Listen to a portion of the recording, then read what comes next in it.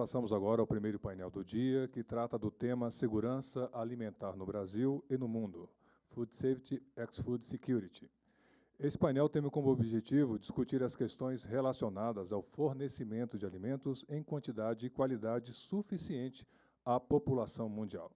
O painel contará com 2 apresentações e um moderador. Cada apresentação terá um tempo de 30 minutos e cada um irá expor sua visão e respeito sobre o tema. Ao final das apresentações, teremos 30 minutos para debater os temas apresentados.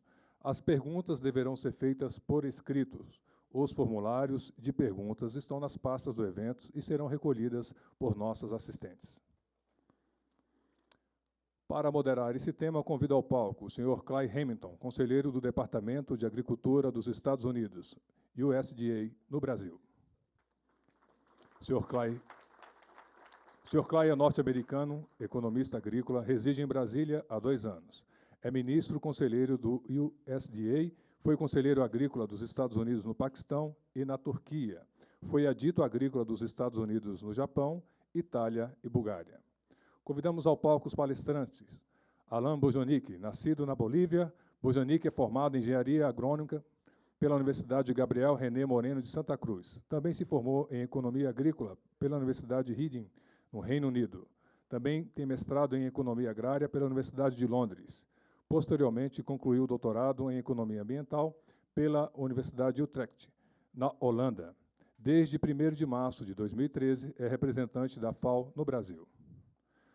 Fernando Fernandes, médico veterinário, auditor fiscal federal agropecuário do Departamento de Inspeção de Produtos de Origem Animal da Secretaria de Defesa Agropecuária do MAPA.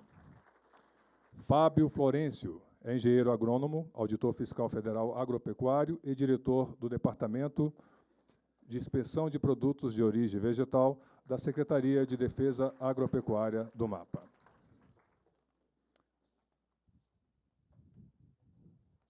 Com a palavra o moderador do painel.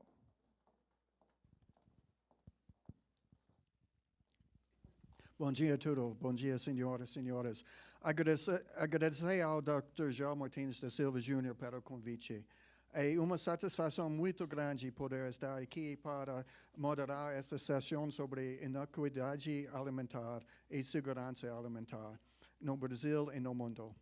Trata-se de um momento muito oportuno para esta discussão, uma vez que acabamos de comemorar o Dia Mundial de Alimentação em 16 de outubro.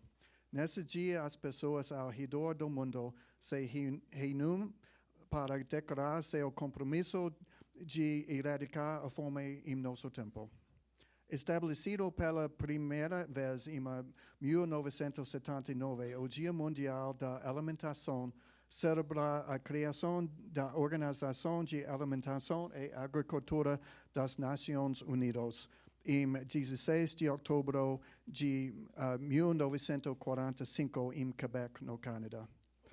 A segurança alimentar é um tema crítico em nossos dias. Há quase 1 bilhão de pessoas subnutridas em todo o mundo.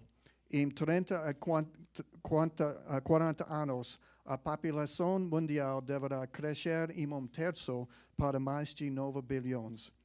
E as mudanças climáticas estão fazendo a produção agrícola mais difícil. Abordar essas questões é importante do ponto de vista humanitário, mas também do ponto de vista político e econômico. Temos uma responsabilidade global para trabalharmos em conjunto, partilhar informações e apoiarmos uns aos outros na solução desses desafios. Eu gostaria de elogiar a CNA pelo diálogo agrícola que patrocinou conjuntamente com o Departamento de Agricultura dos Estados Unidos, a USDA, no mês passado para discutir formas de aumentar a inovação e produtividade agrícola da agricultura familiar. Alguns temos estimado que vai ser necessário tanto inovação nos próximos 40 anos quanto nos últimos 10.000 anos para sermos capazes de alimentar uma população crescente. Para isso, vamos precisar de uma expansão em pesquisa agrícola que também tem implicações para a saúde humana. Acesso a alimentos de maior qualidade, alimentos mais nutritivos ou alimentos que possam ser produzidos em situações de seca e inundações é criticamente importante para atender às necessidades nutricionais. Em termos de termos ambos os alimentos certos e em quantidades suficientes, nos lugares certos e como consequência melhorando os resultados de saúde global. Eu sei que o Brasil está envolvido na resposta a estes desafios e USDA está ao lado do Brasil, tanto da forma bilateral como multilateral, na solução dessas questões críticas. Com isso em mente, estou ansioso este painel e peço que se juntem a mim em dar as boas-vindas aos nossos palestrantes. Ellen Bojanic, da FAO, Fernando Fernandes e Fábio Florenzo da MAPA. E, acho que começa com o senhor Alec. Bom dia a todos, a todas. Gostaria de começar cumprimentando o Zé Mário, no seu nome, cumprimentar todos os membros da CNA, federações. Gostaria de cumprimentar nosso secretário Caio Rocha, um prazer tê-lo e cumprimentar.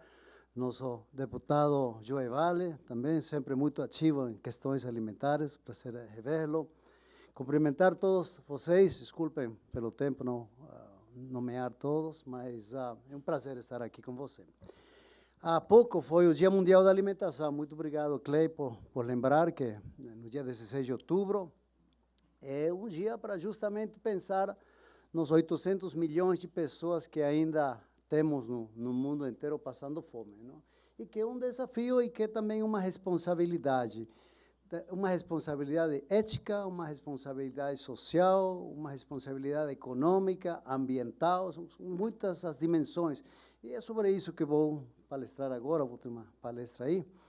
Mas eu queria, hoje vou falar de segurança alimentar, mas queria dar um pouquinho, algum outro viés em termos de falar um pouco da ética que tem a ver com esse grande tema do food safety. Vou falar de segurança alimentar, mas não pode haver segurança alimentar sem também ter food safety, sem ter inocuidade dos alimentos, sem ter alimentos seguros, não? Então, eu parabenizo a CNA pela iniciativa de colocar o tema dos alimentos seguros como uma parte da segurança alimentar, que esse que está dentro do conceito mesmo da segurança alimentar, é que não pode ter uma segurança alimentar se o alimento não tem a higiene, não tem as condições. E muitas vezes não é só que o alimento seja seguro, as condições físicas. Por exemplo, na alimentação escolar, não adianta que você tenha alimentos de qualidade para as crianças se o lugar não é o adequado. Então, também a questão das condições ambientais para uma boa refeição são importantes. Vamos começar pelo conceito, não, de segurança alimentar. Eu acho que é fundamental. Do que estamos falando quando falamos de segurança alimentar? E essa definição tem, no mínimo, 3 ou 4 palavras que são chave. O primeiro é acesso físico, não? Que as pessoas possam. Então, para ter acesso físico, precisamos de produção, de muita produção, né? Mas também, olha, tem acesso social, econômico, tem que ter a renda das pessoas para poder comprar os alimentos. Permanente é outra palavra-chave, porque não adianta ter comida hoje e não ter amanhã, não? Tem que ser de uma maneira permanente. E olha, já na definição tem a palavra seguro, né? Nutritivos, qualidade. Qualidade é outra questão essencial, né? Suficiente para satisfazer as necessidades nutricionais e assim poder levar uma vida ativa e saudável. Então, a questão da saúde central, não nutricional. Então, esse que é o conceito que foi adotado pela Assembleia dos países que conformam a FAO, hoje são quase 200 países que conformam a Assembleia da FAO, principalmente são os ministros da Agricultura. Acho que essa definição é de 1996. Então, fundamental tomar em conta que a segurança alimentar tem 4 pilares. O primeiro é justamente o pilar do acesso físico aos alimentos. Segundo, é justamente o que vamos falar hoje, o ênfase desse evento, que é a questão da utilização. Não? E utilização quer dizer que temos que ter a capacidade de combinar um bom uso biológico, a assimilação que as pessoas têm que ter, não, para, desculpa, deveria ter começado pela disponibilidade física, não, que aborda a questão da oferta, produção. Então, a produção, disponibilidade, ter os alimentos. Segundo, o acesso aos alimentos. Terceiro, é a questão da utilização, e isso tem a ver com questões de alimentos seguros, inocuidade, tem a ver com como que o organismo assimila, não? Tem a ver com a dieta adequada, tem que ter na qualidade. Então, a questão de qualidade está na utilização. E quarto, a questão do acesso permanente, não? A questão da estabilidade no tempo. Não? Então, temos que ter, nas três dimensões, temos que ter um bom uso, temos que ter disponibilidade o tempo todo e temos que ter as pessoas com capacidade para poder acessar aos alimentos. Então, o principal mandato da FAO é justamente fazer promoção, fazer projetos, programas, para que os países consigam sair do mapa da fome, para que os países tenham segurança alimentar. Não? Graças a Deus, nos últimos 10 anos, mais de 200 milhões de pessoas saíram do mapa da fome, e hoje temos um número de 800, mas a grande meta é a erradicação da fome para o ano 2030. Foi a meta aprovada pela Assembleia das Nações Unidas. O Brasil foi signatário da Agenda 2030, e o objetivo, neste caso, agora são os Objetivos de Desenvolvimento Sustentável. Justamente, a grande meta é poder atingir a erradicação da fome no mundo para o ano 2030. Mas para a América Latina, nós achamos que podemos fazer antes. O que o Brasil fez para sair do mapa da fome pode também ser feito em outros países, principalmente América Central, Caribe, Haiti, que é o grande problema. Mais da metade da população do Haiti passa fome. É um país que não tem uma institucionalidade e é muito difícil poder fazer coisas lá. O maior programa da FAO da América Latina está no Haiti, mas mesmo assim tem ONGs, tem o mundo inteiro. Todas as agências de cooperação estão no Haiti. Mesmo assim, não estamos conseguindo fazer progressos importantes. O problema é tão grande de institucionalidade, de todo tipo, que não se consegue. Então, mas temos que continuar com os grandes esforços para fazer a erradicação da fome no continente inteiro para o ano 2025, a meta um pouquinho antes. Então, os três objetivos são a erradicação da fome, da insegurança alimentar e da malnutrição. Hoje a malnutrição virou um grande objetivo também da FAO. Isso tem a ver com a redução da obesidade. Não? Mais de 1,5 bilhões de pessoas têm problema de obesidade e sobrepeso. É um grande problema para a humanidade. Não? No Brasil, está acima de 40%, não? Então, são dados duros que precisam ser trabalhados. Não? Então, a eliminação da pobreza é um tema que é impossível não falar disso num evento assim, que é a questão do uso sustentável, das boas práticas agrícolas, da necessidade de descarbonização da agricultura, descarbonizar a agricultura e também ter uma agricultura mais adaptativa para os eventos climáticos extremos que estão acontecendo. Esse ano, o tema principal do Dia Mundial da Alimentação foi o planeta está mudando, precisamos mudar a agricultura por conta das mudanças climáticas. Não? Então, o tema central foi mudanças climáticas.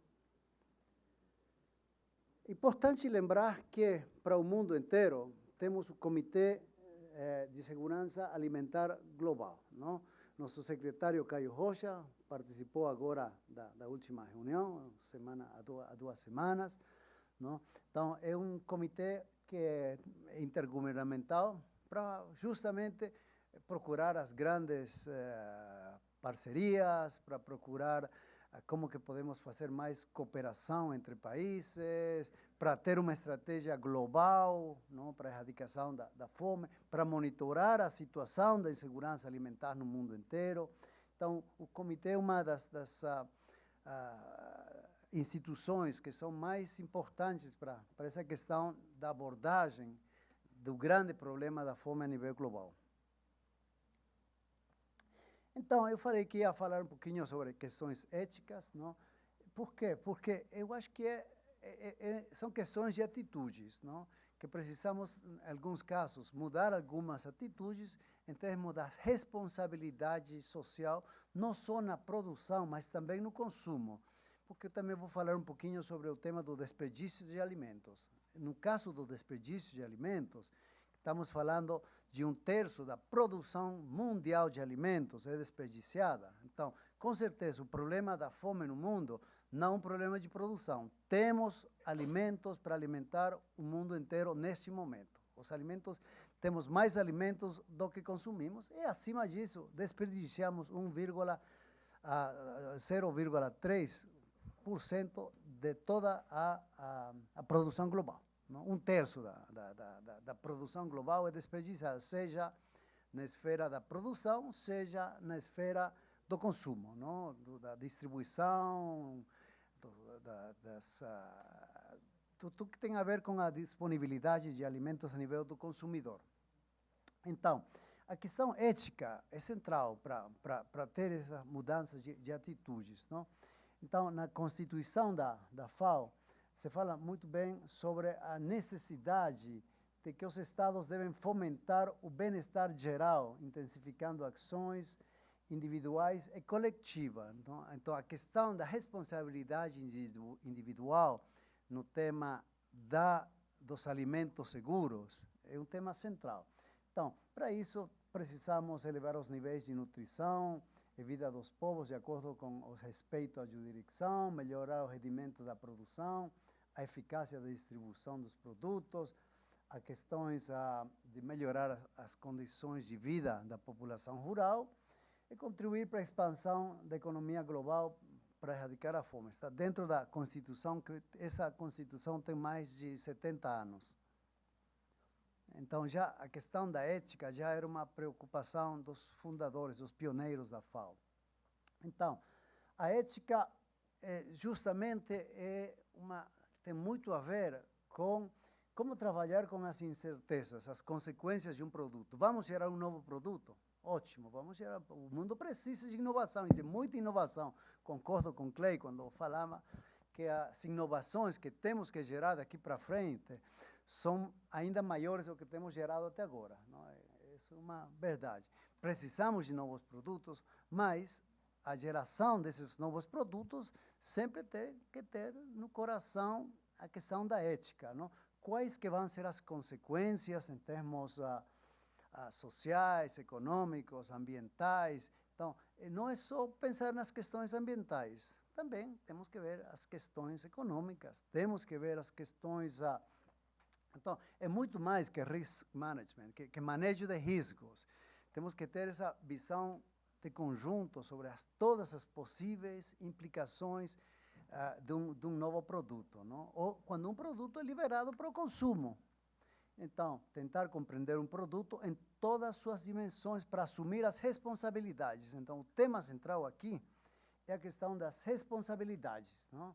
Então, e também, quando fazemos um consumo de um produto, temos que ter uma ética e temos que ter uma responsabilidade em termos da quantidade que estamos consumindo, em termos de que estamos consumindo, as implicações para a saúde do consumo, tudo é questão de equilíbrio, não? Uma coisa é boa quando é tomada com mesura, mas quando se faz um abuso de uma substância, qualquer que seja, vai ter consequências, não? Então, essa responsabilidade no consumo, e no consumo também quer dizer evitar o desperdício de alimentos. Vou insistir, vou cutucar com essa ideia, né? Então, e a questão da responsabilidade que temos que ter com as futuras gerações para deixar um planeta pelo menos igual ao planeta que nós recebemos. E aí que temos um grande problema, né? Então, A ética são os princípios e valores que norteiam a conduta humana na sociedade, possibilitando que ninguém saia prejudicado. A ideia é não fazer um uso irresponsável de produtos. Então, é aqui importante lembrar que a questão da ética é bem circunscrita a um tema cultural.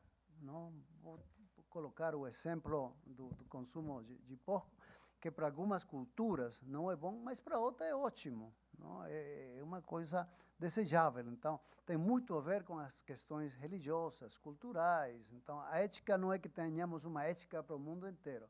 Mesmo dentro de um mesmo país, tem uma ética para o produtor rural, ética profissional, ética do advogado. Cada grupo também tem sua própria ética. Então, é fundamental reconhecer quais que são esses valores e quais que são esses princípios que norteiam essa conduta. Não? E aqui também é questão de ter um equilíbrio em termos de essa negociação que pode ser feita entre distintos grupos para justamente poder colocar determinados produtos. Então, a ética tem a ver com os códigos que são socialmente determinados, não? Culturalmente determinados, ou para grupos específicos, não? Neste caso, na produção e no consumo de alimentos. Não? Então, é importante que sempre tenhamos em conta a ética na produção e no consumo dos alimentos. Então, indo mais para a questão da produção, o primeiro pilar da segurança alimentar, como eu falei, em 2015 foram produzidos mais de 2,5 bilhões de toneladas de grãos. Não? Desse aí, o Brasil é responsável de um 8%, com mais de 200 milhões de toneladas. Não? E mais de 300 milhões de toneladas de carnes. Essa que é a produção global. Podemos ver que temos uma tendência crescente da produção mundial de alimentos. Não? Essa aqui, essa linha amarela, é a tendência, uma é do consumo e a outra é da produção. Mas está quase em equilíbrio, às vezes temos mais produção que consumo, mas também temos que ter em conta os estoques, não? As reservas que os países têm. Não? Na China tem uma política muito forte de estoques, que é bom lembrar. E aqui é também para ver um pouco o crescimento, quais que são as tendências de crescimento da produção. E tem uma grande diferença entre países desenvolvidos, não? Que o crescimento do consumo não está aumentando muito. O crescimento, por conta que o crescimento da população, olha, é muito baixo. Mas em países menos desenvolvidos, o crescimento da população é muito alto e, portanto, o crescimento da demanda de cereais, açúcar, carnes, né, é muito maior. Então, essa gráfica, justamente o que pretende é mostrar que são os países menos desenvolvidos onde a produção tem que se acrescentar e onde o consumo está aumentando muito mais rápido e que o Brasil, que já é um grande jogador, e eu acho que vai ser o maior produtor mundial de alimentos nos próximos 10 anos, ou talvez até menos, tem que orientar para justamente onde a demanda vai estar. E a demanda vai estar principalmente nos países menos desenvolvidos. Estamos falando da África, da Índia. Não? A Índia é um grande consumidor. Ásia. Não? Então, são o panorama daqui para frente, temos as tendências de consumo de alimentos. O comércio, não? A Europa é o grande exportador de alimentos, mas, olha, que aqui estamos falando de bilhões, estamos falando não de quantidade, estamos falando de valor de produção. E, portanto, o valor de produção, eles têm muito valor agregado. O tema da Europa é o maior exportador de alimentos porque é que mais agrega valor aos produtos agrícolas, não? Mas também é o maior importador. Mas aqui, desculpem, mas aqui o tema é que eles importam principalmente commodities, não? Grandes quantidades de commodities com pouco valor agregado e exportam muito com valor agregado. Essa que é a questão da Europa. Estados Unidos, o segundo exportador mundial, não? Mas não é o maior importador, é a China que é o maior importador, o segundo. Não?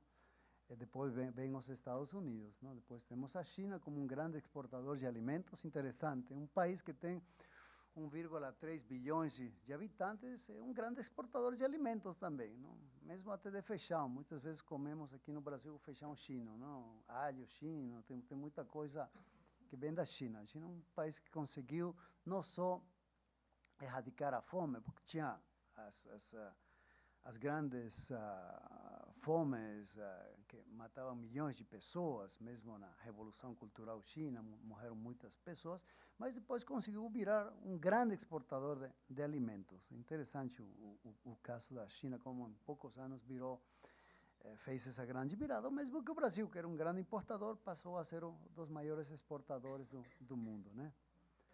Então, é simplesmente para ver onde que estão os preços dos alimentos, uma questão chave, não? Para ver as tendências. E o que estamos vendo é que temos uma queda. Vou passar para a seguinte. Olha, o aumento dos preços dos alimentos, não? Tivemos uma alça muito rápida aqui nos 70s, e depois tivemos aqui 2008, 2009, grande aumento nos preços, uma queda.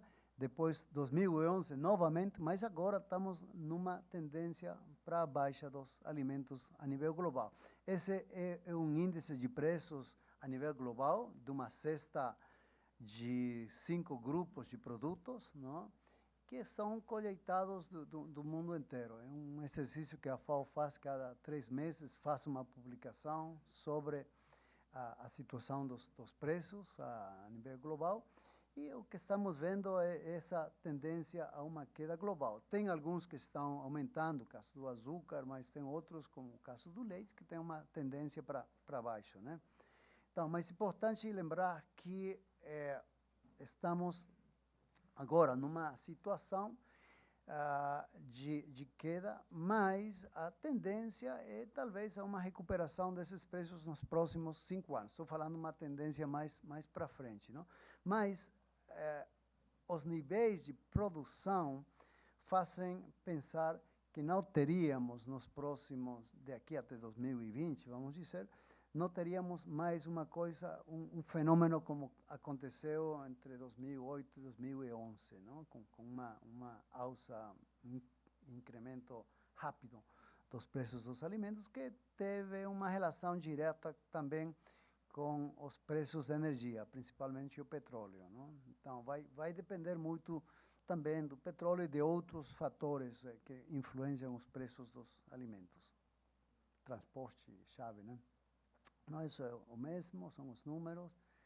Esse é simplesmente para mostrar que também sobre as tendências nos rendimentos, na produtividade dos cultivos, não? Com mudanças climáticas, não? Para ver que para o futuro teríamos, se não conseguimos ter uma agricultura mais adaptativa às mudanças climáticas, poderíamos estar enfrentando tendências negativas da produtividade. Não estou falando da produção, estou falando de produtividade daqui para frente, né? Vou ter que ir um pouquinho mais rápido. Essas são algumas das políticas que nós trabalhamos para promover a segurança alimentar. Eu acho que vocês conhecem já essa gráfica de Evaristo Miranda, uma gráfica que ele sempre apresenta, mas é importante lembrar que o Brasil, o grande aumento na produção de alimentos veio de um incremento na produtividade, nem tanto numa expansão da área. Então, e isso que temos que continuar, com aumentando a produtividade da agricultura. Temos espaço para fazer esse crescimento vertical da produtividade, para justamente não ter um maior impacto sobre questões ambientais com desmatamento, não? Os compromissos do Brasil que teve no Acordo de Paris para uma redução das emissões de gases de efeito estufa são chave, não? Agora vamos ter uma reunião dos países da Convenção das Mudanças Climáticas em Marrakech, eu acho que é a semana que vem, que justamente o tema central é a agricultura. Então, vale a pena ficar de olho o que vai sair da reunião de Marrakech em Marrocos sobre a implementação dos acordos de Paris, não? Sobre as cotas que os países acordaram para reduzir as emissões de gases de efeito estufa. Importante, falando já mais do Brasil, lembrar que o Brasil saiu do mapa da fome em 2014, com muitas políticas que deram certo, compras de alimentos da agricultura familiar, as questões de alimentação escolar, um programa que tem mais de 60 anos, as questões de transferência de rendas, questões de comedores populares, tudo que tem a ver com facilitar o acesso aos alimentos, mas também com políticas que deram certo em termos de promoção da agricultura, o aumento espetacular que o Brasil fez da produção de grãos, não só soja, mas também milho e outros grãos. Algumas dos pilares da evolução das políticas de segurança alimentar no Brasil. É importante lembrar por que o caso brasileiro chama atenção, não? O caso brasileiro é muito estudado fora do Brasil.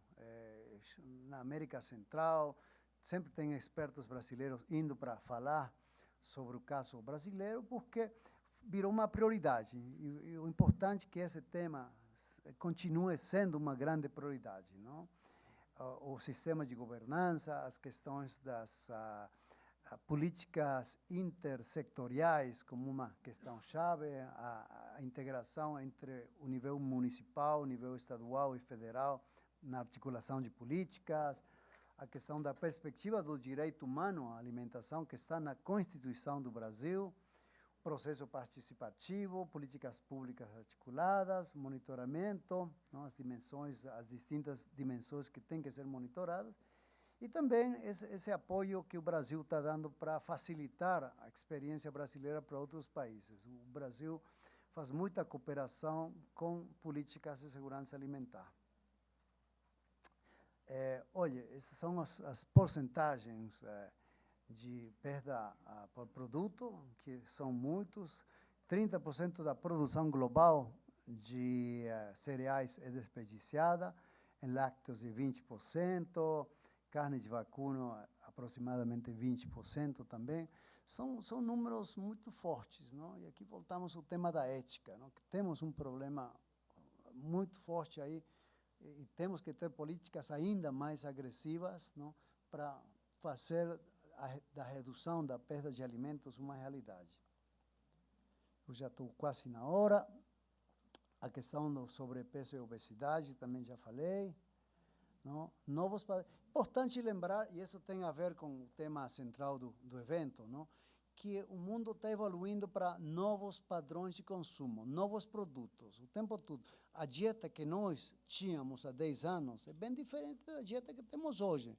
E daqui a 10 anos vai ser ainda mais diferente. Então, a questão de ficar sempre atentos às novas inovações em termos de produtos, em termos de embalagens, em termos de facilitação do consumo.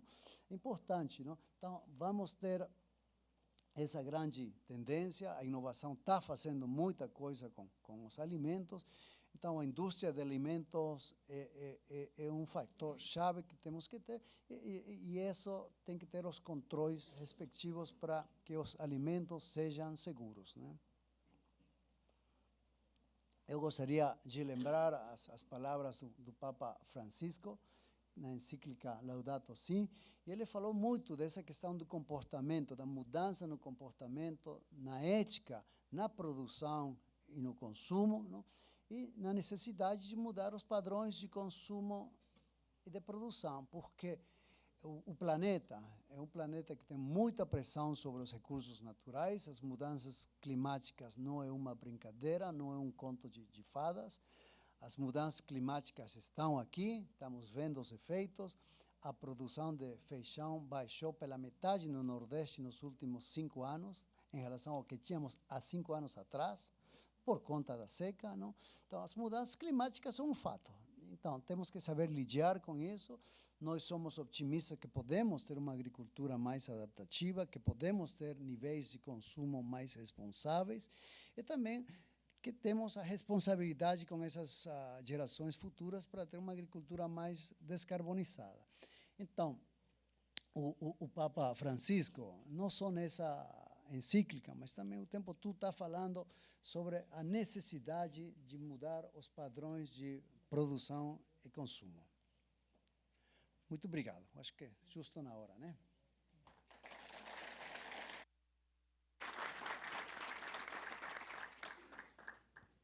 Muito obrigado, Dr. Bojanic. E agora continua com o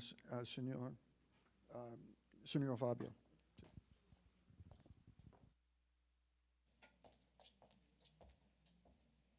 Bom dia a todos, senhores e senhoras.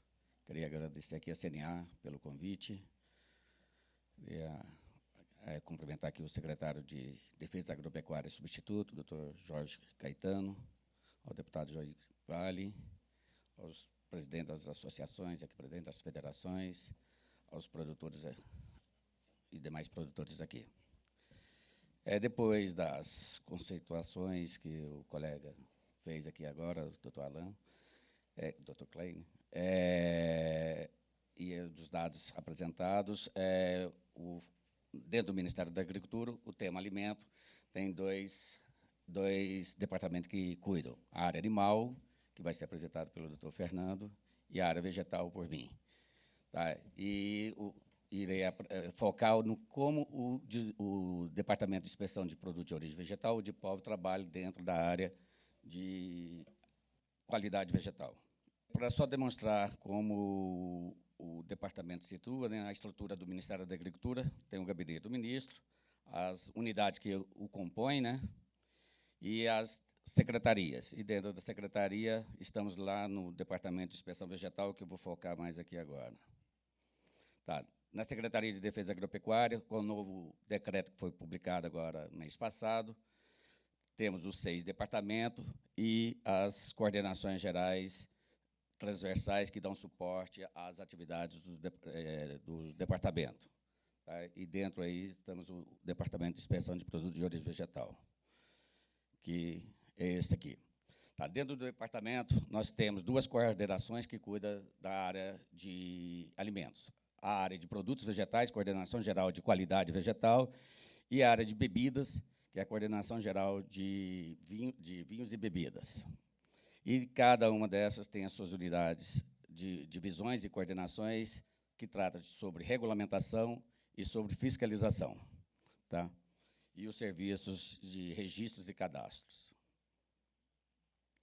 O escopo legal que o DIPOV trabalha na área de alimentos é a Lei 9.972, que é a Lei da Classificação de Produtos Vegetais.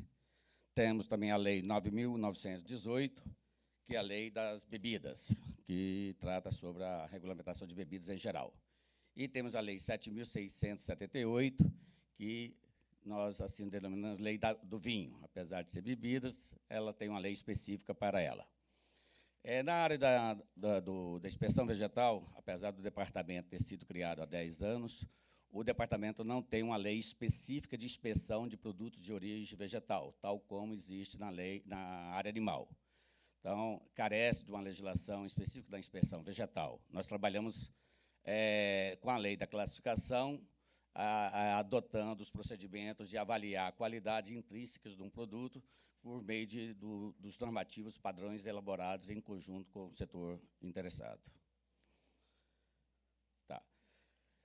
Dentro da área de atuação, então, o departamento faz a fiscalização da qualidade das bebidas em geral e dos vinhos e derivados da uva, a fiscalização da qualidade dos produtos vegetais in natura, beneficiados e industrializados, a inspeção dos estabelecimentos para fins de avaliação das condições higiênicas sanitárias da produção de bebidas e de produtos vegetais, a concessão de registros para funcionamento e de estabelecimentos que produzem, industrializam e processam bebidas em geral e de vinhos, a capacitação e o registro de pessoas físicas que operam como classificadores de produtos vegetais, o registro de pessoas jurídicas que prestam serviço de classificação de produtos vegetais, o cadastro de empresas que operam na exportação de produtos vegetais e a participação em fóruns para discussão dos normativos de padrões de identidade e qualidade, tanto na área de bebida como também na área de produtos. Tá. Com a Lei 9.972, que é a Lei da Classificação, ela tem 3 focos distintos. Ela opera torna obrigatória a classificação quando o produto é destinado diretamente à alimentação humana, quando é destinado às compras e vendas do poder público e quando da importação. Mas isso é o foco da Lei 9.972. Independente da lei, nós atendemos às exigências de países importadores do Brasil, que exige algumas condições sanitárias para que o Ministério atestem a exportação do produto brasileiro para verificar se não tem alguma inocuidade alimentar.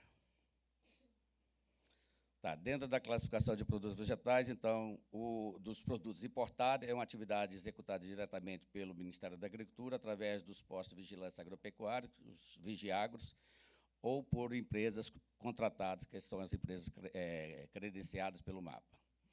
E, atualmente, nós temos 84 produtos padronizados. Então, todos esses produtos, se forem importados pelo Brasil, a necessidade da classificação vegetal, obedecendo para verificar se o produto está de acordo com o padrão brasileiro.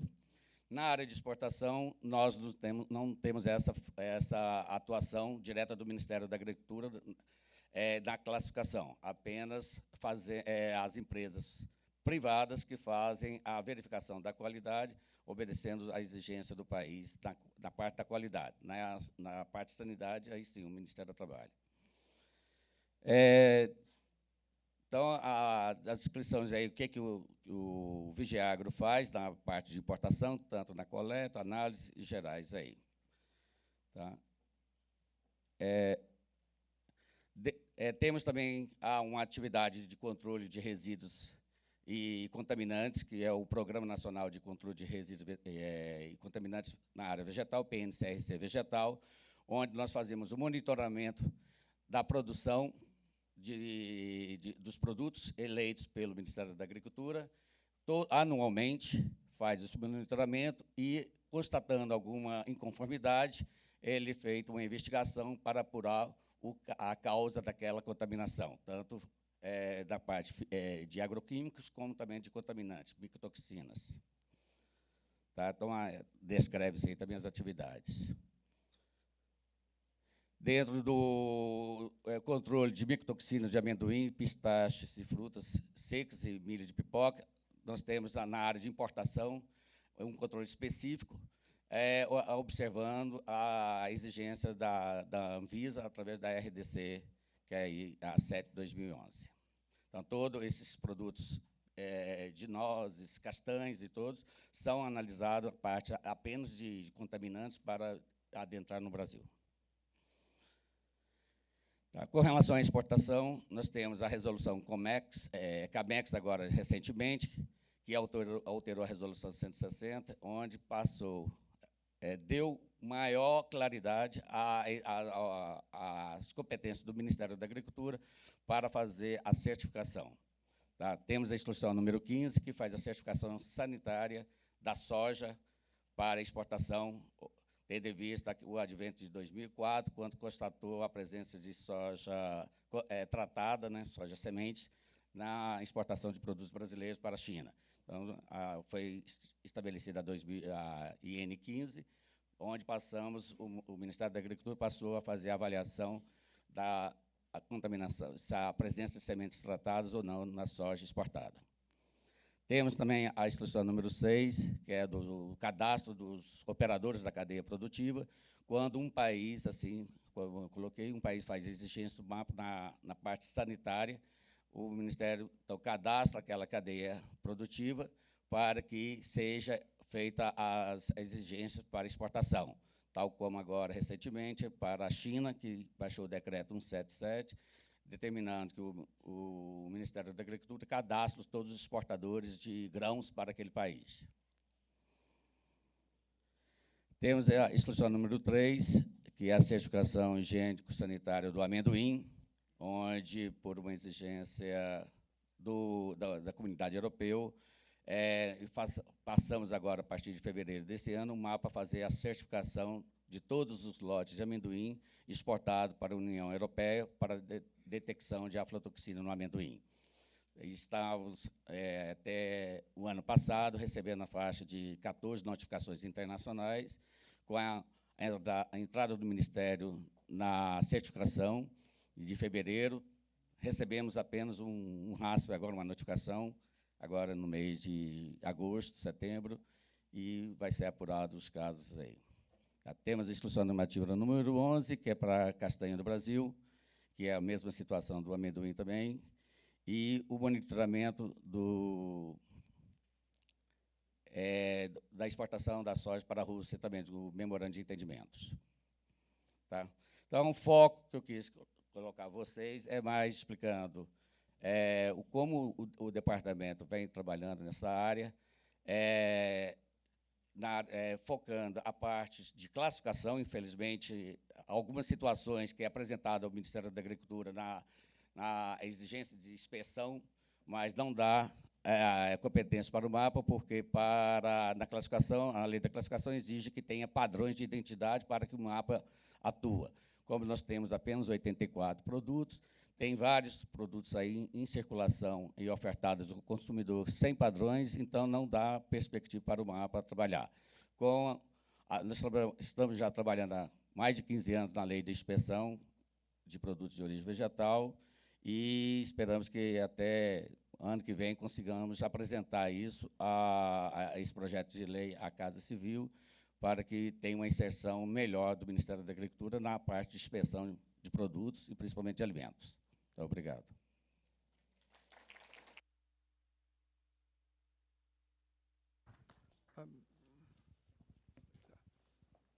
Muito obrigado, senhor Florencio, por essa explicação. E agora continuamos com o Dr. Fernandes. Bom dia a todos. A minha função aqui hoje é tentar expor para vocês como é que funciona o sistema de inspeção de produtos de origem animal no Brasil. Vou tentar fazer isso em 15 minutos, vamos ver se vai dar.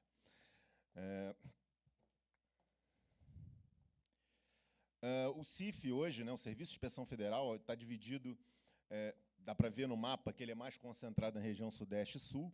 Nós temos 5.183 estabelecimentos, 847 auditores fiscais, 847 deles exportam, né, desses estabelecimentos. Então, você vê que a maioria desses estabelecimentos produz para o mercado interno.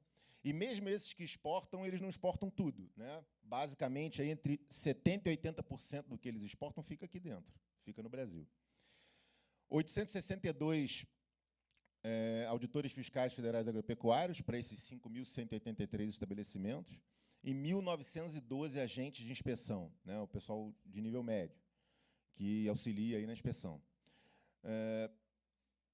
Pode parecer pouco, né? Você vê 5.183 e só 862 fiscais.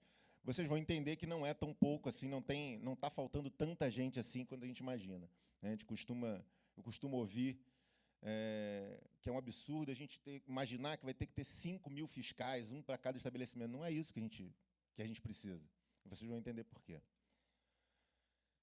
Aqui é a divisão por área de atuação, né? A maioria dos estabelecimentos é de leite, né? São laticínios, fábricas de laticínios, usinas de leite, e seguida pelos estabelecimentos de carne, principalmente os abatedouros, mas também entrepostos de carne, fábricas de conserva.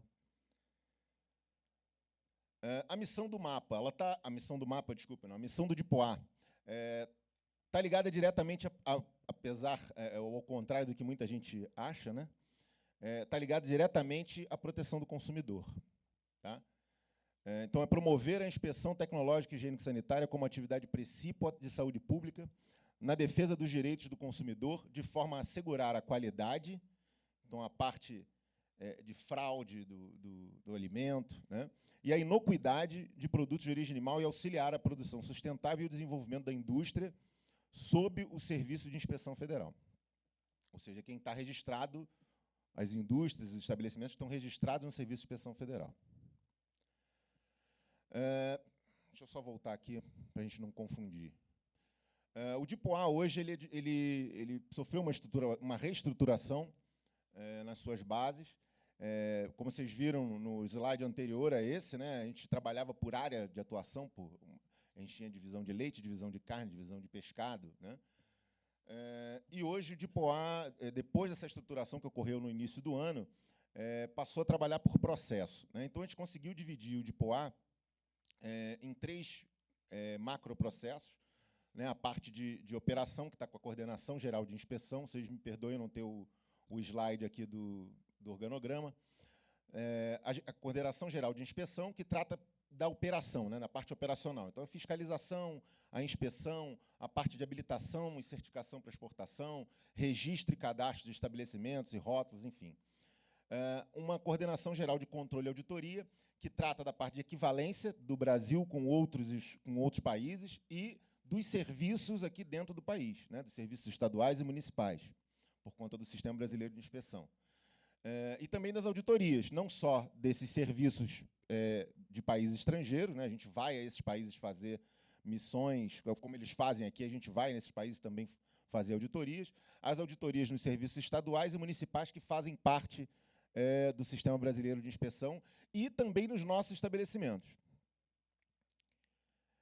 E, por último, a Coordenação Geral de Programas Especiais, que trata da parte de normatização, aperfeiçoamento técnico dos nossos técnicos, dos fiscais e dos agentes, e a parte de geração de informação, né? Os programas de redução de patógenos, de controle de alimentos, estão todos nessa área, e ali se faz uma caracterização de risco. É um iniciozinho de uma análise de risco, né? A gente ainda não pode dizer que trabalha com análise de risco, mas trabalhamos com os princípios dessa análise de risco. Então, o Dipoá, ele coordena, na verdade, o Serviço de Inspeção Federal, né? E ele tem braços aí no Estado e localmente, né? Nos estados, as SFAs, as Superintendências Federais de Agricultura, cada uma tem um serviço de inspeção de produtos de origem animal, que cuida dessa parte regionalmente, ali dentro daquele estado. Tá? E, ligados a essas SFAs, existem os serviços de inspeção, as inspeções locais, como a gente gosta de chamar, que trabalham dentro dos estabelecimentos, né? Existem as inspeções permanentes nos abates, nos estabelecimentos que realizam abate, e as inspeções periódicas nos outros estabelecimentos que não têm abate. Tá? Por isso que a gente não precisa de 5.000. Né? 862 ainda não é um número ideal, mas não precisa de mais 5.000. Então, as atividades da inspeção são basicamente no abate, né? A inspeção anti-pós-mortem, né? Na inspeção anti-mortem, a gente vai buscar sinais clínicos de doenças, principalmente aquelas doenças neurológicas, né? que não tem como a gente identificar depois que o animal morreu. Então, é preciso que a gente veja o animal vivo para saber se ele tem alguma doença neurológica. E a inspeção pós-mortem, né? No caso, as lesões, aí sim, depois do animal abatido, já a carcaça do animal vai ser inspecionada. E mais importante do que isso é a correlação desses achados da inspeção antemortem e da inspeção pós-mortem com a origem desse animal, né? E tentar fazer alguma coisa para resolver o problema na origem, né? Se a gente for fazer inspeção por fazer inspeção, a gente está enxugando gelo, né? A gente vai ficar tirando lesão, descartando animais doentes, sem resolver o problema principal, que é a origem. Então, a gente tem que fazer essa correlação, por isso que existem guias de trânsito animal, para a gente poder saber de onde esses animais vieram, e aí há uma notificação ao Serviço de Saúde Animal, né, que é executado pelos estados, né, ele é coordenado pelo MAPA, né, e nas superintendências também, mas é executado pelas secretarias e pelas agências de defesa agropecuária dos estados. Então, é feita essa notificação para que esses serviços vão até as propriedades para poder tentar minimizar ou controlar, fazer o trabalho deles de controle e erradicação dessas doenças. Uma outra atividade é a verificação oficial dos programas de autocontrole das empresas. Então, as empresas hoje, ou melhor, hoje não, desde 1997, elas são obrigadas a ter manuais de boas práticas de fabricação, enfim, o que a gente chama hoje de programa de autocontrole, né, que envolve boas práticas, envolve a PPCC. E o Ministério da Agricultura faz a verificação oficial desses programas. Não mais o monitoramento, como a gente fazia quando eu entrei no serviço, né? A indústria, então, ela tem o papel dela e o governo tem o dele, né? A indústria, a qualidade de processos, é responsável pela qualidade dos processos e dos produtos, através dos seus programas, né, de autocontrole, ela vai fazer isso. E o governo tem a responsabilidade de verificar, né, o cumprimento da legislação e desses programas de autocontrole que as indústrias implantaram, né, desenvolveram e implantaram nas suas plantas. Um outro trabalho, uma outra função do DIPOA é coordenar o Sistema Brasileiro de Inspeção, né, o SISB. Então, a gente sabe que, hoje em dia, pela legislação, né, quem tem registro na inspeção estadual só pode vender dentro do Estado, quem tem registro na inspeção municipal só pode vender dentro do município. Aqueles que têm registro no CIF, né, na inspeção federal, podem comercializar os seus produtos em todo o território nacional e exportar. O SISB ele veio modificar esse paradigma, veio mudar essa situação, no sentido de que os estabelecimentos, né, ou melhor, os serviços de inspeção estaduais e municipais que entenderem, né, que é importante, que quiserem aderir, porque essa adesão é voluntária, podem aderir ao sistema, e aí os estabelecimentos por ele indicados vão poder fazer o comércio interestadual como se fosse um CIF. Eles não podem exportar, né, mas podem fazer o comércio em todo o território nacional. A situação do SISB hoje no Brasil é essa. Os estados em verde são aqueles que já são aderidos, né? Mato Grosso do Sul foi o último agora a aderir esse ano. Os que estão em amarelo são estados que estão em processo de adesão. Os 2 estados em vermelho são aqueles estados que ainda não demonstraram interesse em aderir ao sistema. E esses 3 estados em azul são estados que eles não estão em processo de adesão, mas já demonstraram interesse e pediram uma auditoria de orientação. Então, a gente foi lá nesses estados, orientamos, vimos o que faltava, deixamos, obviamente, um documento, né, dizendo o que eles precisavam melhorar para poder aderir, mas já demonstraram algum interesse. Então, a gente tem também 3 consórcios, são 9 estados, né, contando o Distrito Federal, mais 3 consórcios e 14 municípios. Lembrando que só não chega a 20% o número de municípios no Brasil que tem serviço de inspeção municipal implantado e funcionando. Aí, entrando para a parte de risco, né, de análise de risco, de caracterização de risco, a gente tem esse slide aí da PITS Internacional, né, onde cada ingrediente vem de um lugar diferente, né? Então, a gente fica sem saber de onde é que veio de onde é que veio cada componente dessa pizza, cada componente desse alimento, se ele é seguro ou não, né? Então, qual a origem, como é que ele foi produzido, como é que esse alimento foi produzido e se ele é seguro. Então, isso é uma pergunta que a gente tem que fazer, né? Não só para pizza, mas para qualquer alimento. A definição de inspeção com base no risco. É um sistema de inspeção em que são utilizados métodos de avaliação de risco aliados à abordagem tradicional.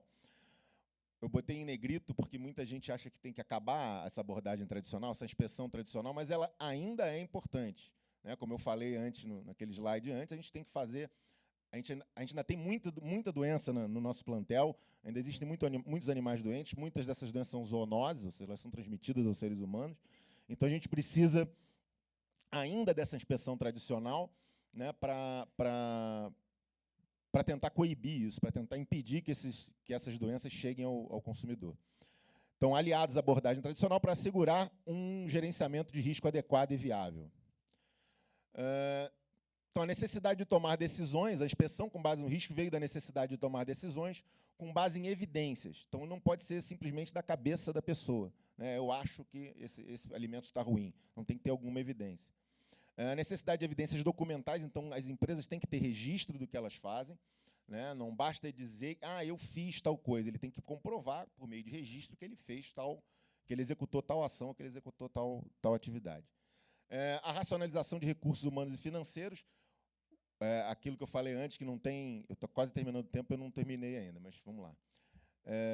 Não tem como a gente ter um fiscal em cada estabelecimento, isso é impensável hoje em dia, né? Não tem como fazer isso. Então, por isso, a inspeção com base no risco ela é tão eficiente quanto e diminui a necessidade da presença do governo nas empresas. Ela serve também para intensificar a inspeção, quando os perigos podem trazer consequências mais sérias à saúde humana, né, como o caso da E. coli STEC e a Listeria monocytogenes, intensificar a inspeção dos produtos que possuem maior risco de estarem contaminados ou adulterados. Então, a frequência, por exemplo, de fiscalização de um entreposto de ovos vai ser muito menor do que a frequência de fiscalização, por exemplo, de um entreposto que produz moluscos bivalves, por exemplo, ostras, mariscos. Há muito mais risco nesse tipo de produto do que no ovo. Então, claro, na verdade, é mais lógico que se faça uma inspeção mais intensificada nesse tipo de estabelecimento do que na inspeção de um entreposto de ovos. Identificar fatores de risco para a proteção à saúde dos consumidores, determinar quais são as prioridades, alocar recursos efetivamente e eficientemente. Então, não fazer mais aquela inspeção, sair coletando amostra igual um maluco, né, sem conseguir juntar esses dados depois e transformar esses dados em informação que pode ser usado, pode gerar conhecimento para a gente. Hoje, esse tipo de trabalho está sendo bem mais racional dentro do DIPOA. Aqui são algumas fotos de uma inspetora, né, de uma auxiliar de inspeção, na linha de inspeção. Aqui alguns slides comparando a inspeção tradicional com a inspeção com base no risco, né? A inspeção tradicional ela é mais corretiva, ela é mais reativa, né? E a inspeção com base, a inspeção é feita com a mesma frequência em todos os estabelecimentos. A inspeção com base no risco, não, ela é mais preventiva, né? Ela leva em consideração, como o nome diz, fatores, né, de risco para determinar qual é a frequência de fiscalização ou de coleta de amostras, por exemplo, num estabelecimento. A inspeção tradicional, então, é a inspeção de todo o escopo do estabelecimento, então, produto, estabelecimento, todas as atividades daquele estabelecimento. A inspeção com base no risco, não. Ela vai em cima de tendências. Aqueles programas de autocontrole que eu falei, eles geram tendências do estabelecimento. Eu sei que já acabou, mas eu ainda tenho... Posso mais 5 minutinhos? Tá, obrigado. Onde é que eu parei? Aqueles programas de autocontrole que eu falei antes, eles geram tendências, né? Então, eu não preciso entrar no estabelecimento e ver tudo que a empresa faz. Eu posso ir em cima daqueles programas que têm problemas, que eu já sei que tem problemas. Eu posso ir fazer uma auditoria, em vez de ver os 18 programas, eu posso ir ver apenas limpeza e sanitização, que é o que a empresa tem mais problema, ou limpeza e sanitização e água de abastecimento. Então, a gente trabalha com muito mais inteligência dessa maneira. A inspeção tradicional também é responsável pela segurança alimentar e pela fiscalização. E coleta amostras para garantia da qualidade, na verdade, do alimento. A inspeção com base no risco ela é responsável pela segurança alimentar e as indústrias de alimentos é que são responsáveis pelo alimento seguro, né? E ela coleta, na verdade, essa inspeção coleta amostras para verificação, principalmente do processo dessas indústrias. Como é que a gente determina os fatores de risco? Então, com vigilância epidemiológica, né? Então, a etiologia e o alimento implicados em surtos é uma vigilância passiva, porque ela depende de notificação, né? E com base em programas de monitoramento, que o DIPOA tem. Eu vou mostrar mais rapidamente 2 programas que a gente tem. Programas de monitoramento em alimentos, então a gente tem salmonela em frango, micotoxina em cereais, né? No caso do DIPOV, né? Não é isso? Tem um programa de resíduos e contaminantes, né, em todas as áreas. São exemplos de programas que fazem uma vigilância epidemiológica ativa. As condições ambientais também são importantes, então a qualidade da água para irrigação de verduras, no cultivo de peixes, no pasto, né, entre pasto e confinamento. O histórico de dos alimentos, então, se há risco de ter Listeria monocytogenes, por exemplo, em alimentos prontos para consumo, né, pizzas, enfim, qualquer pizzas, salsichas, por exemplo, queijos, são alimentos prontos para consumo e têm esse maior risco. Né, salmonela em brotos de semente, salmonela em carne de frango. E a frequência de não conformidade do estabelecimento. Então, quanto mais inconformidade tem um estabelecimento, maior a frequência que eu tenho que fiscalizar esse estabelecimento. Quanto melhor é esse estabelecimento, Quanto menos problema ele tem, né, quanto melhor ele segue, ou quanto mais rigidamente ele segue a legislação e os seus próprios programas de autocontrole, menor necessidade eu tenho da presença do fiscal, ou do Ministério da Agricultura, do governo ali naquele estabelecimento. Então, o gerenciamento de risco, no gerenciamento de risco, quando as medidas de controle implementadas controlam os fatores de risco identificados associados ao produto, o resultado que a gente tem é um alimento seguro, né, e de qualidade. O alimento seguro é aquele que é inócuo, né? O de qualidade é aquele que tem a qualidade nutricional, que é exatamente aquilo que ele se propõe ser. Estou terminando já. Então, só os exemplos dos programas. A gente tem o Programa Nacional de Controle de Patógenos, né, que controla esses patógenos aqui. Isso foi definido não só pelo DIPOA, mas com a ajuda de uma comissão microbiológica, de microbiologia, melhor dizendo, com professores e pesquisadores, né, de universidades, instituições de pesquisa. Esse Programa Nacional de Controle de Patógenos ele é instituído por ato normativo, por IN. E a gente tem um programa de avaliação de conformidade microbiológica e físico-química de produtos de origem animal. Ele está mais voltado para a parte físico-química, para a coibição de fraudes, né? Então, a fraude em aves, no dripping, fraude em pescado pelo glaseamento, fraude em leites derivados, são inúmeras as fraudes, né? Análise de produtos de origem animal importados, análise de água e análise microbiológica e físico-química de produtos de origem animal em geral. Tá? Como eu disse, esse programa agora ele é mais inteligente, a gente não sai simplesmente coletando amostra, existe um estudo estatístico para saber quais são as amostras que a gente vai coletar, onde vai coletar e quando vai coletar. Por fim, aí tem o anuário, está no site do Ministério da Agricultura, ali na área de inspeção, o anuário dos programas de controle de alimentos, com os resultados, se eu não me engano, de 2014 para cá. Esse programa é recente, ele começou em 2013, mas já tem dado resultados bem importantes para a inspeção. É isso que eu tinha para falar. Obrigado. Vou à disposição para as perguntas depois. Muito obrigado. É muito claro que o MAPA tem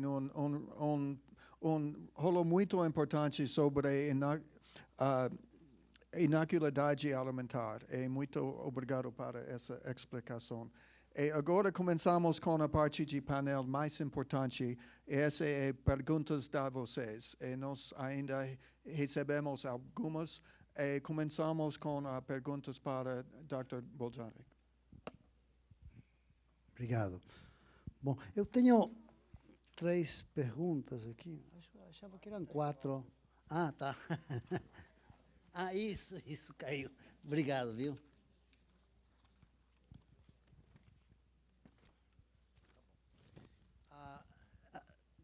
Dois têm a ver com desperdícios de alimentos, né? Fico contente de ver o interesse no tema, não? Como a FAO poderá ajudar o Brasil na educação familiar para a redução do desperdício de alimentos, não? Sem dúvida, é uma questão de muito trabalho com a mídia, não? Porque mudar atitudes é muito difícil, não? Nós estamos acostumados a comprar alimentos de uma maneira, estamos acostumados a botar as coisas na cozinha de uma maneira. Então, como que fazemos o processo reverso? Não? Como que dizemos, olha, qual que é o desperdício que eu estou fazendo por mês? Qual que é a quantidade? E o que eu posso fazer? Não? Mas somos poucos que fazemos esse trabalho. Para mim mesmo é difícil. Eu não vou predicar coisa que não faço, né?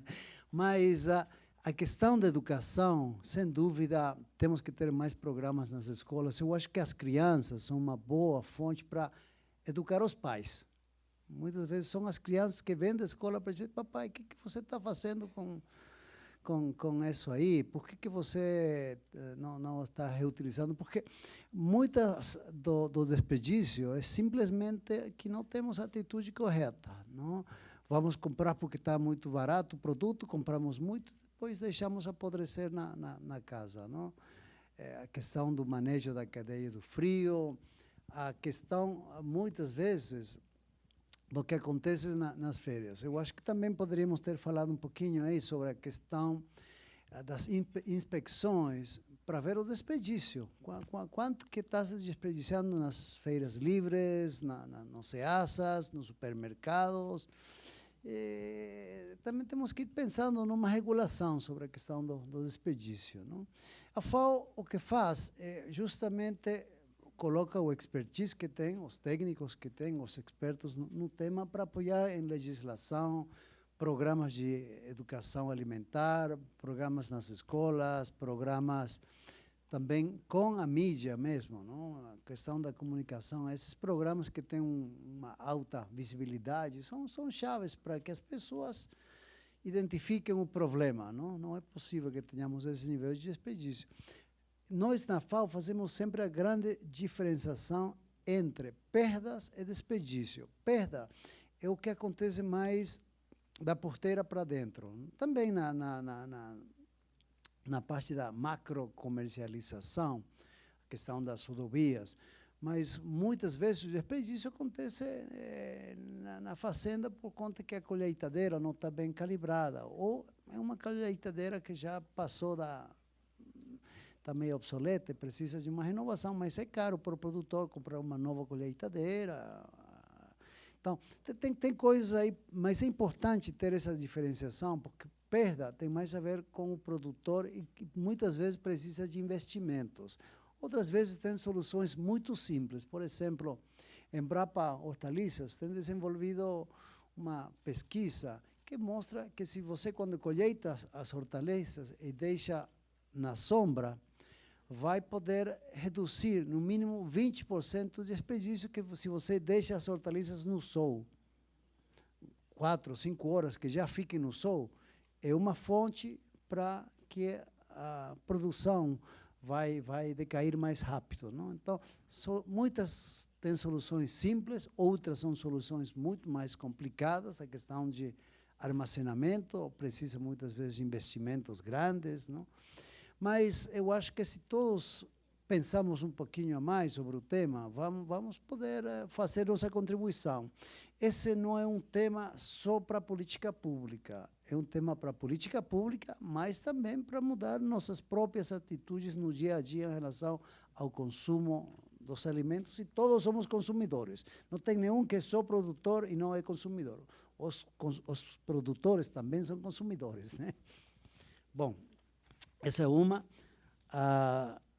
Eu acho que a segunda também está na mesma direção, não? Se 1/3 da produção é desperdiciada, não seria melhor tomar medidas para diminuir, em vez de aumentar a produção? Sim e não. Na verdade, que precisamos reduzir o desperdício de alimentos. Mas também, do outro lado, temos uma população que vai crescendo. Temos que, para o ano 2050, vamos ter mais de 2 bilhões a mais de habitantes no mundo, com uma renda maior, que vai ter uma maior demanda de produtos e de outros bens indispensáveis para a vida humana. Mas também o desperdício não é sempre equivalente ao que as pessoas precisam. Vamos dizer, o grande desperdício, por exemplo, acontece principalmente nas hortaliças. Não? Nos grãos é menor o desperdício que em hortaliças. Mas também as pessoas precisam de carne, precisam de proteínas, de vitaminas. Então, temos que produzir o que se precisa para levar uma vida saudável. Reduzindo o desperdício, vamos também reduzir, em alguns casos, a produção, mas não podemos reduzir a produção do mundo inteiro, porque são coisas que em alguns lugares ainda está faltando e que precisamos produzir elas, né? Depois, tenho isso aqui, o Brasil não atingiu as metas definidas pelas metas do milênio para o desenvolvimento sustentável. O que isso pode acarretar para assegurar a seguridade da segurança alimentar no país? O Brasil atingiu muitas das metas do milênio. O país fez um grande papel em termos de redução de pobreza, fez um grande progresso em termos de acesso à educação, água e saneamento. Ainda tem alguns problemas, não? mas em termos de segurança alimentar, o Brasil foi um dos primeiros países a não só sair do mapa da fome, mas também a cumprir com as metas do milênio. Ainda temos 2,5, 3 milhões de brasileiros numa situação de insegurança alimentar, é quase a população de Uruguai, é um número alto ainda, mas como que o Brasil saiu do mapa da fome se ainda tem 3,5 milhões de habitantes em situação de segurança alimentar? A questão é que a FAO tem uma regra que diz que debaixo de 5% não é mais um problema estrutural da sociedade, é mais um problema de populações vulneráveis específicas que precisam de políticas específicas. E o Brasil está nessa situação. Mas, em termos gerais, o Brasil não tem mais um problema estrutural em relação ao tema da fome. Não é como o caso do Haiti, que tem 50%, ou tem outros países mesmo da América Latina com 30%, 1 de cada 3 pessoas. Na África, 1 de cada 4 pessoas passa fome. Então, o Brasil, a proporção em relação à população total é pequena, mas ainda precisa de programas específicos justamente para fazer uma erradicação total. Depois, tenho essa aí. A ação nas comunidades locais está intimamente ligada ao uso de sementes tradicionais ou crioulas, grandes recursos da biodiversidade, em que são adaptadas às condições locais, dando meios de resistência às agriculturas em relação às mudanças climáticas. Como que a FAO tem atuado no tema, nos países pobres? Sem dúvida, o tema das sementes é um tema-chave. No caso das sementes crioulas, é um grande potencial da biodiversidade. As sementes crioulas têm se mostrado, ao longo dos tempos, não só que tem uma grande capacidade de resistência para doenças, mas também para a cultura. Não é mesmo fazer arroz, o feijão tropeiro com o feijão carioca, que fazer com outro feijão de fora. Então, a questão cultural também está muito relacionada com as dietas, e isso é importante para promover o consumo de produtos culturalmente aceitáveis. Então, que tem uma tradição e pode gerar renda para as comunidades pobres, justamente produzindo esses produtos tradicionais que tem um mercado, mas a ideia é pagar bem por esses produtos, não porque sejam de lugares pobres, tem que pagar pouco, não tem que ter um preço adequado. Então, a FAO tem programas com guardiões de sementes crioulas, tem promovido muita troca de sementes entre produtores, o que nós chamamos extensão horizontal, de produtor a produtor, com pequenos produtores, transferindo conhecimento. A FAO tem reconhecido alguns lugares, por exemplo, no Chile, quando eu trabalhei lá, fizemos um reconhecimento a guardiões de sementes de batata. A ilha de Chiloé, lá no sul do Chile, é lugar de origem da batata. Da batata holandesa que se chama, que não é holandesa, é de Chiloé, deveria ser chamada batata de Chiloé. E essa batata foi conservada por conta das mulheres que muitas vezes pegavam dos cemitérios, quando enterravam a uma pessoa, também botavam sementes lá, e essas mulheres fizeram um interessante resgate dessas sementes de batata para justamente preservar essa biodiversidade alimentar. Então, eu acho muito relevante a pergunta, a FAO está trabalhando no tema, importante conservar essa grande biodiversidade das sementes crioulas. Muito obrigado. E agora ainda tem algumas perguntas para o mapa. Tem uma pergunta aqui do... não colocou não. A diversidade e a quantidade da produção vegetal é quase imensurável. O que faz o mapa para garantir a segurança ao mercado local? Tá. Como eu coloquei, o o DIPOV trabalha apenas na lei da classificação vegetal, com base em padrões de identidade e qualidade, e, com isso, só trabalhamos na faixa de 84 produtos. Realmente reconhecemos que a diversidade é imensa e a necessidade de aumentar a elaboração de padrões. E, com isso, temos que contar com o segmento interessado a colaborar com o MAPA nas discussões de um novo padrão. Mas, em cima do controle de qualidade, o que o MAPA faz? Ele tem atuação tanto nos processadores, nas indústrias processadoras, como também a nível de varejo. Nós vamos aos supermercados, coletamos a amostra daqueles produtos que estão disponíveis ali ao consumidor e fazemos a análise fiscal para verificar se a declaração na embalagem está condizente com a qualidade do padrão. Então, o carro-chefe da fiscalização, é claro, é o arroz, o feijão, o azeite de oliva, que entrou agora no radar do DIPOV para fiscalizar, aqueles produtos que têm padrões, as frutas, maçã, a pera, e a cebola, o alho e a batata. Então, alguns produtos que são avaliados para detecção de fraudes comerciais, ou declarando uma qualidade superior com a qualidade inferior, ou com produtos impróprios para consumo humano. Tá? A classificação dos produtos feita pelos processadores não é uma responsabilidade do MAPA. O MAPA credencia as empresas privadas ou estaduais para prestar serviço aos processadores. Então, os processadores contratam essas empresas, remetem a amostra para lá, ou a empresa vai lá, coleta a amostra e faz a identificação primária do produto e ele empacota. E aí depois o MAPA faz a verificação para essa checagem. Tá? Por falta de uma lei, como eu coloquei, de uma inspeção vegetal, o MAPA fica meio limitado nos trabalhos locais de inspeção.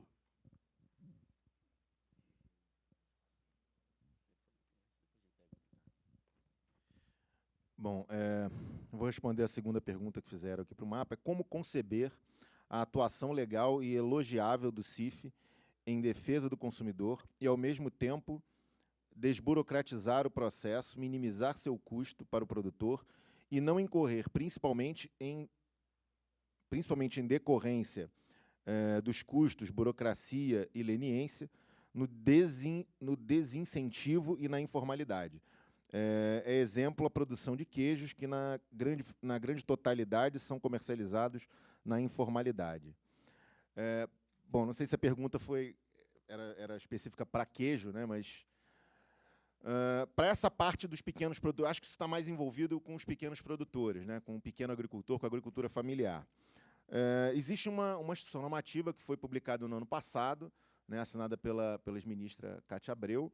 Apesar das falhas que tem essa instrução normativa, ela deu um pontapé inicial para a gente conseguir adequar, por exemplo, a exigência de equipamentos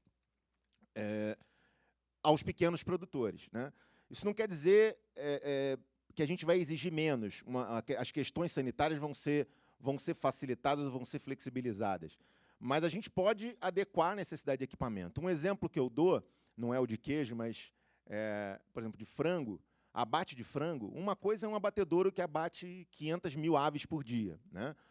A outra coisa é um abatedouro que abate 500 aves por dia, né? A legislação que a gente tem hoje do Ministério da Agricultura, ela exige que um abatedouro que abata aves, ele tenha nora automática, que ele tenha um sistema de pré-resfriamento com renovação automática de água, contra corrente, rosca sem fim, enfim, automático, tudo automatizado, né?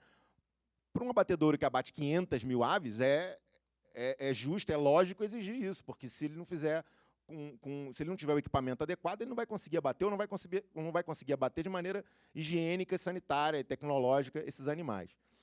Agora, um abatedouro que abate 500 aves não precisa disso tudo. Então, essa IN ela veio justamente fazer isso, adequar a necessidade de equipamentos e instalações. Tá? A parte sanitária, por exemplo, o frango tem que sair a 7 graus do pré-resfriamento. Isso não vai ser mudado. Tanto faz se ele abate 500 mil aves, como se ele abater 1.000 aves.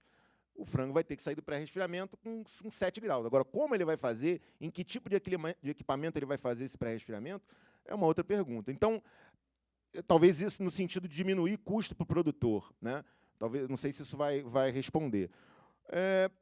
Os queijos, por exemplo, eles são comercializados quase na totalidade, na informalidade. Você diz dos queijos artesanais, né? Quem perguntou. Está falando dos queijos artesanais.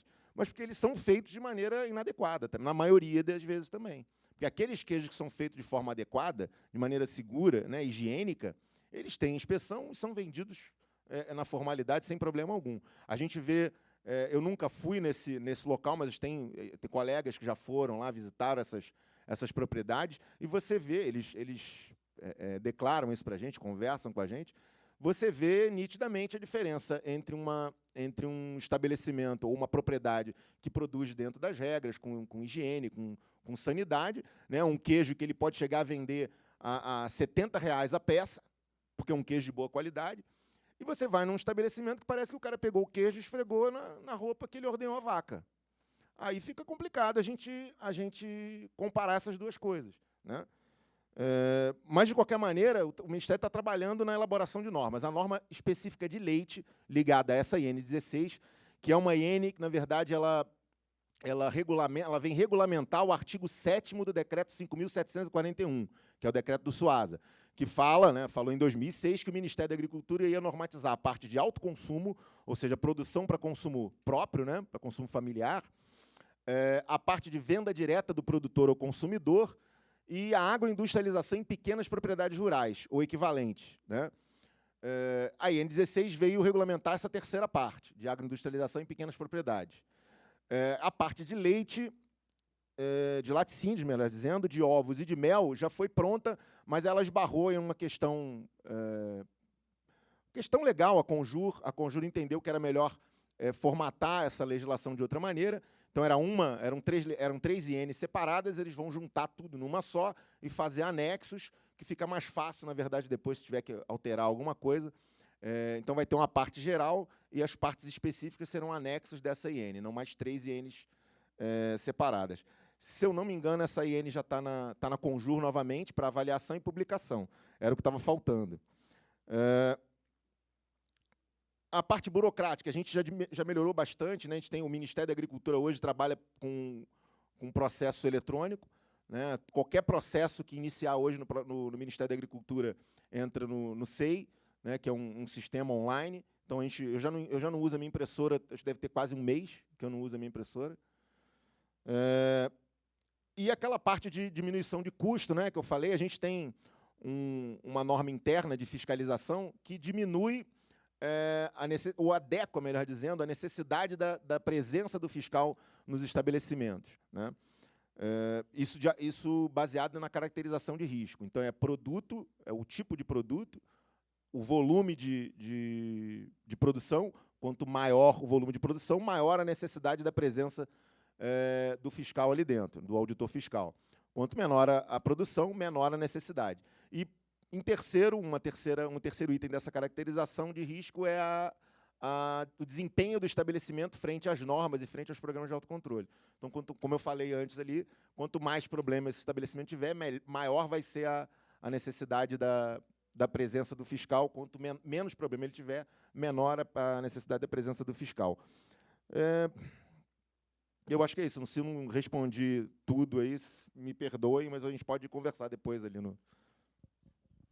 Muito obrigado. E agradeço ao Dr. Bojanic, ao Sr. Florencio e Dr. Fernandes. Foi painel muito interessante. É claro que nós temos muitos desafios.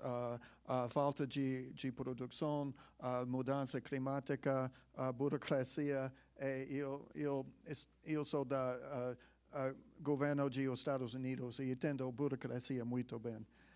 Mas essa panela e esse programa hoje é uma oportunidade muito importante para compartilhar informação, para trocar ideias e para atacar esses desafios juntos. Mas muito obrigado para todos e para vocês. Me desculpa. Posso dar uma palavrinha? Só para relacionar um pouco as duas apresentações, não? Eu falei da segurança alimentar global, né? Eu fiz estresse na questão das mudanças climáticas, mas coloquei o tema da ética, não? A responsabilidade na produção e no consumo, não? Então, gostei muito aí da inspeção em base a risco, porque se nós fôssemos responsáveis, não precisaríamos de inspeção. Se faríamos as coisas corretas, com uma boa ética, não precisaríamos. Então, na medida que vamos avançando com a ética, vamos precisar de menos controles. Mas uma forma justamente para aquelas pessoas que não fazem as coisas com responsabilidade, temos que ter uma inspeção rigorosa e temos que ter uma lei, temos que ter a punição, né? Então, só para relacionar um pouco, mas achei interessante aí como que vamos evoluindo para deixar que as pessoas tenham uma maior responsabilidade, mas também sempre ter os controles que vão se precisar. Desculpa aí pela adição. Muito obrigado para todos. Agora começamos com o painel seguinte. Obrigado.